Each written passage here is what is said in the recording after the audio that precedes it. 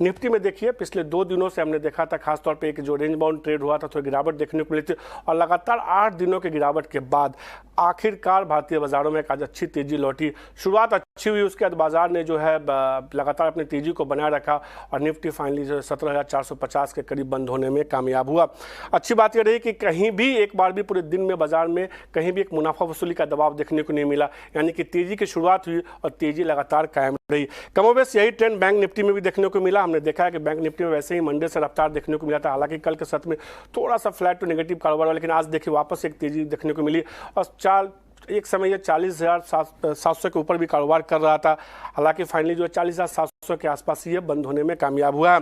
आज निफ्टी के अगर टॉप गेनर स्टॉक्स की बात करें, क्योंकि आज गेनर की ही बात होनी चाहिए, सबसे तेजी देखने को मिली थी अदानी एंटरप्राइजेज जैसे स्टॉक्स है जहां मजबूती देखने को मिली। ये बैंक निफ्टी के चढ़ने वाले शेयर्स है, federal bank, PNB, bank of Baroda, SBI जैसे स्टॉक्स थे जहां मजबूती देखने को मिली। पीएसयू स्टॉक्स लगातार मजबूती दिखा रहे हैं और कल भी हमने इसी शो में चर्चा की थी और अविनाश ने यह कहा था कि पीएसयू स्टॉक्स पर आपको नजर रखनी चाहिए। निफ्टी के अगर टॉप गेनर स्टॉक्स की बात करें तो उसमें Adani Enterprises, Adani Port, Asian Paint, Britannia जैसे स्टॉक्स थे जहां मजबूती देखने को मिल रही थी आज के ट्रेड में। कहीं ना कहीं अदानी स्टॉक्स लगातार 2 दिनों से लीड कर रहा है। इसके अलावा मेटल, जैसा कि हमने बताया हेडलाइंस में, एक अच्छी मजबूती देखने को मिली। हिंडाल्को, यूपीएल जैसे स्टॉक्स भी अच्छी मजबूती दिखा रहे थे। इसके अलावा कुछ और स्टॉक्स जहां की बात करें और इंडेक्स की बात करें खासतौर पर, तो आज देखिए मेटल इंडेक्स कहीं ना कहीं आज बाजार का हीरो बनता हुआ दिखा। तमाम मेटल स्टॉक्स में आज के ट्रेड में अच्छी मजबूती देखने को मिली। बैंकों में खासतौर पर सरकारी बैंकों में आज अच्छी तेजी देखने को मिली। पीएसयू इंडेक्स देखिए करीब 3% की मजबूती के साथ बंद हुआ। अगर आज के कुछ हीरो स्टॉक्स की बात करें, ऐसे शेयर जो आज के कारोबार में एक अच्छी मजबूती दिखाते हुए कामयाब हुए, उसमें जीएसडब्ल्यू एनर्जी जैसे स्टॉक्स थे जहां मजबूती देखने को मिली। इसके अलावा कुछ और स्टॉक जहां मजबूती देखने, रूपक एंड कंपनी। आज हौजरी स्टॉक्स देखिए कहीं ना कहीं गर्मी बढ़ने की संभावना से जो है हौजरी स्टॉक्स में अच्छी मजबूती देखने को मिली। Rupa and company, dollar index, rain industry जैसे स्टॉक्स में मजबूती थी। त्रिवेणी टर्बाइन एक शेयर था जिसमें आज के ट्रेड में मजबूती देखने को मिली। इसके अलावा कुछ और स्टॉक्स जहां मजबूती आज के ट्रेड में देखने को मिली जो आज के हीरो थे। इसके अलावा देखिए rain industry, Sonata software, Apcotex जैसे स्टॉक्स थे जहां पे आज के कारोबार में हमने एक अच्छी मजबूती देखने को मिली। तो इन्हीं इस चूंकि बाजार में ट्रिगर्स काफ़ी अच्छे हैं, अच्छी मजबूती देखने को मिल रही है, तो अब दर्शकों के सवाल जवाब का सिलसिला शुरू करते हैं। हमारे साथ Ashish Maheshwari, director Blue Ocean strategic advisor जुड़ चुके हैं। इसके अलावा नितिलेश पावसकर जुड़े हैं, रिसर्च एनालिस्ट हैं तनिषा एकेडमी के। आप दोनों का शुक्रिया इतना स्वदेश को समय देने के लिए। और सवाल जवाब का सिलसिला शुरू करने से पहले आशीष जी, जल्दी से क्या लग रहा है, बाजार यहाँ से अब थोड़ा पुलबैक और दिखा सकता है या लगता है कि नहीं ये पुलबैक जो है सिर्फ डेड कैट बाउंस है? नहीं, मेरा मानना है थोड़ा सा आप पुल बैक और दिखा सकता है, क्योंकि ऑलमोस्ट 8-9 दिन से आपके कंटिन्यूस बिकवाली देखने को मिली है बाजार में। और अब आप कितना बेचेंगे किसी भी स्टॉक को। इसके अलावा अभी इसलिए एक सर्टन लेवल आ जाते हैं जहां थोड़ी सी वैल्यू बाइंग हर सेक्टर में, हर स्टॉक में नजर आने लगती है। और आई थिंक थोड़ा सा बाजार का मूड और थोड़ा सा बेटर हुआ है, क्योंकि अडानी ग्रुप के स्टॉक में जो थोड़ा सा रिवर्सल आया उसके कारण से, और पीएसयू बैंकिंग स्टॉक, ये 2 ही पर्टिकुलर सेक्टर हैं जहाँ पे काफी रिटेल ट्रेडर्स फंसे हुए हैं। तो थोड़ा सा जब भी यहाँ पे मोमेंटम रहेगा आप देखेंगे कि बाजार की डायरेक्शन ऊपर ही रहेगी। और मेरा मानना है जो आज रिवर्सल देखने को मिला ये इस पूरे वीक जारी रह सकता है। आपने भी एक इंटरेस्टिंग बात बोली, कितना बेचेंगे और कितना गिरेगा। कहीं ना कहीं बाजार में थोड़ा सा यहाँ से पुलबैक देखने को मिल सकता है। नितिलेश, फिर लेवल क्या होंगे यहाँ से पुलबैक अगर होता है तो? जी सर, देखो कंटिन्यूअसली अगर आप मुझे फॉलो कर रहे होंगे तो 18,800 से मैं कंटिन्यूअसली बिकवाली कर रहा था। और बजट के एक दिन पहले मैंने कहा था कि यहाँ पे बिकवाली रोकना है, यहाँ से बाइंग हमें देखने को मिलेगी। फिर हम लोगों ने 18,100 के आसपास से बिकवाली करना चालू कर दिया और 17,200 का, 17,300 का टारगेट दिया था। और फाइनली कल जाके हमारा जो टारगेट था वो आ चुका था। और कल ही मैंने ट्रेड को अपने रिवर्स किया। सुबह में मॉर्निंग शो कर रहा था तब मैंने फ्यूचर्स को 350 के आसपास बाय करने को बोला। हालांकि हमारा जो टारगेट था 550 का वो अभी आया है। जैसे सर को मैं सुन रहा था कि कितना बेचेंगे, एक्चुअली मेरा भी प्रॉब्लम वही हुआ था। हम लोग कंटिन्यूसली सेलिंग साइड के प्लान करते हैं, लेकिन कंटिन्यू 9 दिन गिरने के बाद बाजार में हिम्मत नहीं होती बिकवाली की, तो ट्रेड थोड़ा सा क्या हो सकता है ऊपर के साइड में देखने को मिल सकता है। लेकिन कल अगर समझो गैप ऑफ ओपनिंग होता है 170 से लेके 190 पॉइंट्स का गैप ओपनिंग होता है और मार्केट समझो 17,620 या फिर 630 के आसपास गैप ओपनिंग होता है, तो इमीडिएटली बेसिस के ऊपर 40 पॉइंट का स्टॉप लॉस लगा के बिकवाली करना चाहिए। और नीचे में इंट्राडे बेसिस के ऊपर फिर से 100 से लेके 125 पॉइंट हमें देखने को मिल सकते हैं डाउन साइड के। तो ये मेरा लेवल्स है। निफ्टी में अभी 17,630 से लेके 17,650 एक रेजिस्टेंस की तरह काम करेगा। इंट्राडे बेसिस के ऊपर अगर गैप ओपनिंग होता है तो वहां पे बिकवाली करने की राय होगी, 100 से लेके 125 पॉइंट वहां पे देखने को मिलेगा। लेकिन मेरा जो व्यू है, मैं यहाँ पे पोजिशनल सेल नहीं प्लान करूंगा। मेरा पोजिशनल सेल का जो प्लान होगा वो होगा 17,800 से लेके 17,900 इस रेंज में अगर पुल बैक मिलता है तो वहां पे बिकवाली करने की राय होगी। जैसे बैंक निफ्टी में हम लोगों ने 40,100 के आसपास लॉन्ग किया था, 40,700 का टारगेट था, वो एक्चुअली हिट हो चुका है। तो कल एक बार फिर से अगर गैप ओपनिंग होता है तो वहां पे भी एक हमें बढ़िया मोमेंटम के साथ देखने को मिल सकता है। तो इंडेक्स के ऊपर सेल ऑन राइज का ही व्यू है, लेकिन अभी के लिए व्यू जो है वो माइल्डली बुलिश है। समझिए ध्यान से कि निफ्टी में नीतीश ये मानते हैं कि यहाँ से थोड़ा पुल बैक देखने को मिल सकता है। 17,600 630 के लेवल के आसपास जाता है तो फिर वहाँ से आप बिकवाली करके चल सकते हैं। कमोबेश बैंक निफ्टी में उनका ये मानना है कि यहाँ से थोड़ा और पुल बैक देखने को मिलता है, चूँकि उनका ये मानना है कि 40,700 का उनका जो है शॉर्ट टर्म टारगेट था, अगर ये पूरा हो चुका है आज के ट्रेड में, अगर यहाँ से बाजार थोड़ा और 200-250 पॉइंट बैंक निफ्टी में तेजी देखने को मिलती है तो उनका कहना है कि आप थोड़ा बिकवाली करके चल सकते हैं। लेकिन बैंक निफ्टी में लेवल याद रखिए 17,630 तक वो मान के चल रहे हैं, 600-630 तक का लेवल वो मान के चल रहा है कि यहाँ से तेजी देखने को मिल सकती है। अब सवाल जवाब का सिलसिला शुरू करते हैं। फजलुर रहमान ने बिहार से सवाल भेजा है। उनके पास IDFC फर्स्ट बैंक के 1920 शेयर है, 40 रुपये 30 पैसे के भाव पे। आशीष, क्या राय होगी IDFC फर्स्ट बैंक पे आपकी? देखिए, मेरी तो होल्ड करने की सलाह रहेगी। मेरा मानना है कि एक सेलिंग का हमने वो थोड़ा सा दौर देखा, 60 रुपए से स्टॉक करके वो इनफैक्ट 54 रुपए तक आ गया था और अब दोबारा से कंसोलिडेट होने के बाद में अपवर्ड जर्नी शुरू करेगा। पहली बात तो ये फंडामेंटली काफी स्ट्रांग बैंक है अभी, क्योंकि बैंक ने पूरा फोकस अपना शिफ्ट कर लिया है कॉर्पोरेट लैंडिंग से रिटेल लैंडिंग के साइड में, और ज्यादा से ज्यादा उनके डिपॉजिट भी रिटेल साइड से आ रहे हैं। तो हम देख रहे हैं हर क्वार्टर ओवर क्वार्टर प्रॉफिटेबिलिटी में काफी इंप्रूवमेंट आ रहे हैं। तो मेरी सलाह ये रहेगी, जरूर आपका स्टॉक नीचे का लिया हुआ है तो बिल्कुल स्टॉक में बने रहें। 1 साल का लक्ष्य इस स्टॉक में करीब 70 रुपए का है, और कोई नए निवेशक भी यदि स्टॉक को देख रहे हैं तो एक अच्छा लेवल है एक्यूमुलेट करने का, 70 रुपए 1 साल के टारगेट के लिए। तो IDFC फर्स्ट बैंक में होल्ड करके चलिए। फजूल आशीष ये मानते हैं कि यहाँ से तेजी देखने को मिल सकती है। इनफैक्ट अभी आपको करीब 30,000 रुपये का प्रॉफिट हो रहा है, उनका मानना है कि ये 70 रुपये तक जा सकता है। और आशीष ये भी कह रहे हैं किसी को नई खरीदारी करनी हो तो आप IDFC फर्स्ट बैंक में मौजूदा स्तर पर भी खरीदारी करके चल सकते हैं। नज़रिया आपको थोड़ा लंबा रखना होगा, 1 साल के नज़रिए के साथ आप शेयर में निवेश करके चल सकते हैं। प्रिया ने मुंबई से सवाल पूछा है, मद्रास फर्टिलाइजर पे उनका सवाल है। 354 शेयर हैं उनके पोर्टफोलियो में, 84 रुपये 87 पैसे के भाव पे। वो जानना चाहते हैं कि क्या करे, बेचे रखे। नितलेश, क्या राय होगी आपकी? देखो, ये लेवल जो है वो बेचने का लेवल नहीं है मेरे हिसाब से। 54 से लेके 52 एक इंपॉर्टेंट बेस है। इसके नीचे अगर चला जाता है तो आप एक बार पोजीशंस को क्या कर लेना, हल्के कर लेना। लेकिन अभी के लिए आपकी जो पोजीशन है उसको होल्ड करना चाहिए। 52 रुपीज का स्ट्रिक्टली स्टॉप लॉस मेंटेन करें। एक बार उछाल में आपको मेरे हिसाब से लग रहा है कि 60 एक बार अगर ये क्रॉस कर देता है तो ऊपर में फिर से 70-72 के लेवल्स दिखा सकता है। तो वहां पे एक बार फिर से रिव्यू करने की कोशिश करें, अभी के लिए ना बेचे। तो होल्ड कर चलिए मद्रास फर्टिलाइजर। नितलेश को लगता है कि 72 रुपये तक का टारगेट इसमें देखने को मिल सकता है, तो प्रिया इसमें होल्ड करने की सलाह होगी। कन्हैया कुमार ने कोलकाता से सवाल भेजा है। उनके पास IRB इंफ्रा के शेयर है, 35 शेयर है, 295 रुपये के भाव पे। जानना चाहते हैं कि लंबी अवधि में इसमें क्या नजरिया रखना चाहिए। आशीष, क्या राय होगी इस पर?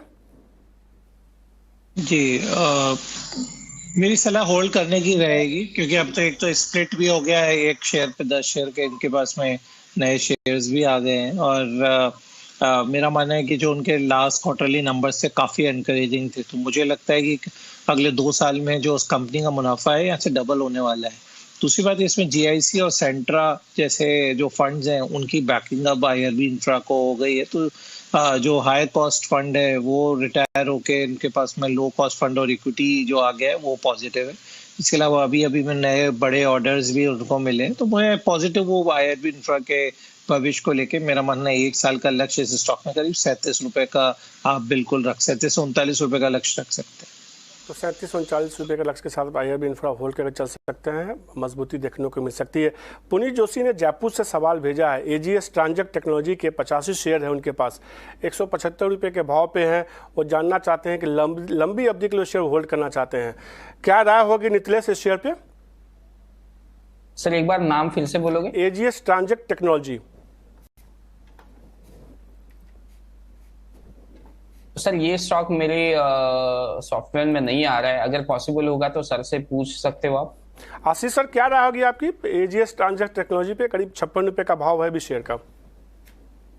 इनफैक्ट आपने 52 वीक लो के पास ये स्टॉक ऑलरेडी आ चुका है, और रीजन ये है कि जो IPO आने के बाद से एक यूफोरिया था वो खत्म हो गया है। उसके अलावा नंबर्स भी काफी खराब आने शुरू हो गए। दिसंबर में तो हमने देखा 1 करोड़ का ही मुनाफा रहा, 11 करोड़ के सामने जो उनका पिछले क्वार्टर में आया था। तो मेरी सलाह ये रहेगी कि आप स्टॉक से निकल जाए, लॉस बुक कर लें।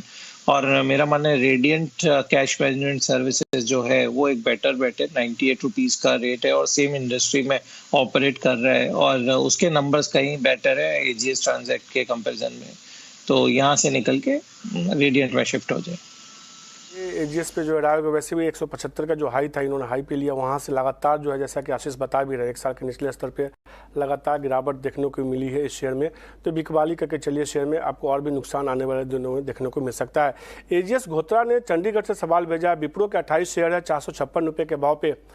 नितिलेश क्या राय होगी विप्रो पे आपकी? सर विप्रो को मैं क्लोजली ट्रैक कर रहा हूँ, लेकिन विप्रो में एक ही दिक्कत है, वो 410 रुपए के ऊपर का क्लोज नहीं दे रहा है।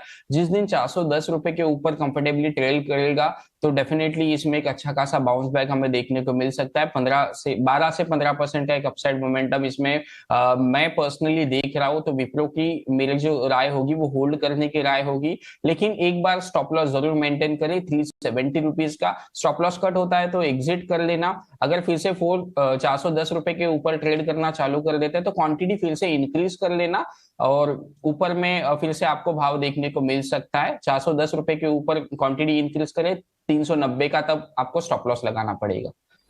तो नितिलेश सीधे तौर पे सलाह ये दे रहे हैं HS घोत्रा साहब को कि विप्रो में कि आप इस शेयर को होल्ड कीजिए। 370 रुपये का आपको इसमें स्टॉप लॉस रखना होगा। अगर ये शेयर 410 रुपये के ऊपर जाता है तो आप चाहें तो कुछ और भी खरीदारी कर सकते हैं, और फिर इस शेयर को जो है धीरे धीरे आप अपने स्टॉप लॉस को रिवाइज करके ऊपर की तरफ लेके जा सकते हैं। विजय कुमार ने अहमदाबाद से सवाल भेजा है। JK टायर के 100 शेयर है उनके पास, 166 रुपये के भाव पे है। लंबी अवधि का नजरिया जानना चाहते हैं। आशीष हमने देखा ऑटो नंबर्स अच्छे आए हैं कमोवेश जो अभी आए हैं फरवरी के खासतौर पे। क्या राय होगी आपको JK टायर जैसे स्टॉक्स में? अगर ऑटो बिक्री के आंकड़े अच्छे आएंगे तो कहीं ना कहीं टायर कंपनियों के लिए भी कहीं ना कहीं ये पॉजिटिव होगा। बिल्कुल, JK टायर जैसे स्टॉक को एक्यूमुलेट करने की सलाह है, और आपके पास में स्टॉक है तो इनफैक्ट स्टॉक में बने रहिए। हमने लास्ट क्वार्टर्स में भी अच्छे नतीजे आते हुए देखे थे। सितंबर टू दिसंबर क्वार्टर में भी काफी बेहतरीन नतीजे JK टायर के रहे थे। और जो रिवॉल्यूशन अभी चल रहा है टू व्हीलर पर्टिकुलर सेगमेंट में जहाँ पे डोमिनेंट प्लेयर है, वहां पर मुझे लगता है कि ग्रोथ की पॉसिबिलिटीज भी आगे काफी अच्छी बनी रहेगी। तो JK टायर में इनफैक्ट मेरी सलाह रहेगी कि आप अभी थोड़ा स्टॉक नीचे आए आपकी परचेज से और एवरेज कर लें। इसमें आपका जो लक्ष्य है वो जल्दी ही आएगा, बट एवरेज कर लेंगे तो यहाँ पे कोई बुराई नजर नहीं आती इस लेवल पे JK टायर को एक्यूमुलेट करने के लिए। तो आशीष जी ने जो है विजय कुमार जी आपके लिए मोहर लगा दी है शेयर पे JK टायर पे। आप इसमें जो है मौजूदा लेवल पे और कुछ खरीदारी करके एवरेज भी कर सकते हैं। यहाँ से एक मजबूती देखने को मिलेगी, बस आपको नज़रिया थोड़ा लंबा रखना होगा। इस शेयर में आपको मुनाफा इस शेयर में मिलता हुआ दिख सकता है। संजय कुमार ने पटना से सवाल भेजा है। महिंद्रा एंड महिंद्रा के 38 शेयर हैं, 340 रुपये के भाव पे। आज नंबर्स आए हैं, ऑटो नंबर्स आए हैं, अच्छे नंबर्स देखने को मिले हैं। नितिलेश क्या राय होगी महिंद्रा एंड महिंद्रा पे आपकी? देखो महिंद्रा एंड महिंद्रा को मैंने क्लाइंट्स को ऑलरेडी शॉर्ट साइड का रिकमेंड किया है। 1350 रुपए के आसपास का हमारा सेलिंग का प्राइस है, और मुझे लग रहा है कि ये काउंटर अगर ये 1220 या फिर 1240 ये लेवल को ब्रेक डाउन करेगा तो मैं सरप्राइज नहीं रहूंगा कि ये स्टॉक फिर से 1000 रुपए का लेवल, 1020 या फिर 1040 का लेवल दिखाएगा। तो अभी के लिए आपके लिए एक स्टॉप लॉस मैं दूंगा 1240 रुपए का। उस स्टॉप लॉस के साथ अपनी पोजीशंस को क्या कर सकते हो, होल्ड कर सकते हो। क्योंकि अगर आप इसमें एक पैटर्न को देखेंगे 1350 1340 इस लेवल के आसपास जाने के बाद इसमें एक सेलिंग आता है। जब तक ये काउंटर 1350 के ऊपर क्लोज नहीं करेगा तब तक इसमें फ्रेश बाइंग आपको देखने को नहीं मिलेगी। तो मेरा M&M के ऊपर सेल का रिव्यू है। तो नीतीश का ये कहना है कि आप फिलहाल के लिए शेयर तो होल्ड कीजिए, 1240 रुपये का स्टॉप लॉस लगाने की उन्होंने सलाह दी है। अगर ये स्टॉप लॉस ट्रिगर होता है तो फिर आप शेयर से निकल जाए। उनको लगता है कि थोड़ा दबाव देखने को मिल सकता है। जब तक शेयर जो है 1310 1320 के जोन को पार नहीं करता तब तक मजबूती देखने को नहीं मिल सकती है। दिनेश शर्मा ने जयपुर से सवाल भेजा है। पंजाब एंड सिंध बैंक के शेयर, उनके पास 2000 शेयर हैं, 26 रुपये के भाव पे है। सीधे तौर पर उन्होंने पूछा है कि 6 महीने के लिए शेयर को क्या करना चाहिए। आशीष जी, क्या राय होगी दिनेश जी के लिए? मेरा मानना है कि इस स्टॉक से निकल जाना चाहिए। पंजाब एंड सिंध बैंक थोड़ा अंडर परफॉर्मर स्टॉक रहा है और हमने देखा है 45-46 के लेवल से कंटिन्यूस इस स्टॉक में बिकवाली आई है। तो मैं आपको दूसरे 2 स्टॉक सजेस्ट करता हूँ सेम सेक्टर में। मेरा मानना है इक्विटास स्मॉल फाइनेंस बैंक पे आप बैठ ले सकते हैं जो 70 रुपए के आसपास ट्रेड कर रहा है, और दूसरा सेंट्रल बैंक ऑफ इंडिया में भी आप इस लेवल पे बाइंग कर सकते हैं। दोनों पंजाब एंड सिंध बैंक के कंपेरिजन में आपको बेटर रिटर्न देंगे। आपके लिए राय ये है कि पंजाब एंड सिंध बैंक से निकल जाइए, इक्विटास स्मॉल फाइनेंस में आप खरीदारी करके चल सकते हैं इस लेवल पे। इसके अलावा सेंट्रल बैंक ऑफ इंडिया है, वो भी उनको पसंद है, आशीष जी को, उसको भी खरीदारी करके चल सकते हैं। अभी आपको शेयर में इनफैक्ट 1500 रुपये का प्रॉफिट मिल रहा है। तो आप इन दोनों share Punjab and Sind Bank से स्विच करके इक्विटास में स्मॉल फाइनेंस और सेंट्रल बैंक ऑफ इंडिया में मूव कर सकते हो, उसमें आप इन्वेस्ट कर सकते हैं। सुरेश कुमार ने राजस्थान से सवाल भेजा है। आरवीएनएल के 350 शेयर है उनके पास, 78 रुपीज़ के भाव पे है। शॉर्ट टर्म के लिए जानना चाहते हैं। नीतीश, शॉर्ट टर्म का नज़रिया है तो आप ही बताइए क्या करना चाहिए, रखे, बेचे, या आपको लगता है कि एवरेज करें इस लेवल पे? नहीं, इसमें एवरेज करने की तो राय नहीं दूंगा, क्योंकि अगर हम लोग डेली चार्ट के ऊपर देखेंगे तो एक राउंडिंग टॉप का फॉर्मेशन बन रहा है। वीकली चार्ट भी काफी निगेटिव है। तो मैं इनको एक ही राय दूंगा कि उछाल में आपको क्या करना पड़ेगा, एग्जिट करना पड़ेगा। स्टॉक को एक बार 60 के ऊपर अगर ये ट्रेड करना चालू कर देता है तो आपको स्टॉप लॉस जो है वो 57 या फिर 55 रुपीज के आसपास लगाना चाहिए।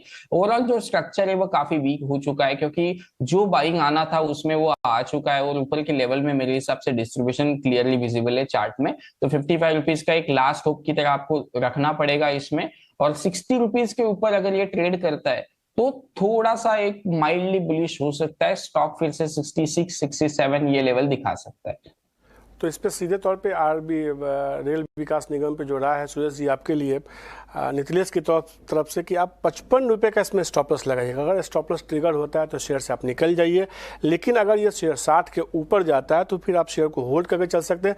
फिर 66 67 का भाव देखने को इस शेयर में